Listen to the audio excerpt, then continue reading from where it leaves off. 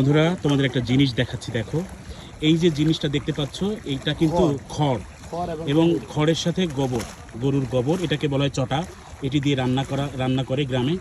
তো এই যে চাচি বানাচ্ছে, এই যে গোবর দিয়ে আর খড়কুটো দিয়ে এটি বানানো হয় গ্রাম অঞ্চলে। এটি হাওড়, এই যে দেখো হাওড়ের পরিবেশটা একটু তোমরা দেখো, এই যে কত কষ্টের জীবন।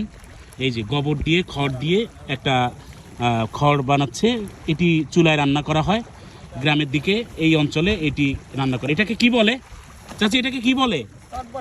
চট। আচ্ছা, এটার নাম হচ্ছে চট। এটি শুকিয়ে যাবে, শুকিয়ে যাওয়ার পরে চুলায় এটি রান্না করা হবে। এই যে হাওড়ের উপরে এই যে গ্রাম, এই যে গ্রাম, দেখো পাশে প্রচুর হাঁস। এটাই চট, এরা স্থানীয় ভাষায় এটাকে চট বলে। এই চট শুকিয়ে যাবে, এই যে অনেকগুলা চট, দেখো একদম রাস্তা যত দূর গিয়েছে চট। এই চট দিয়ে চুলায় রান্না করা হয় এবং সেই রান্না অনেক মজা হয়। অসাধারণ একটি দৃশ্য সবাইকে দেখাতে পারলাম। অসংখ্য ধন্যবাদ সবাইকে।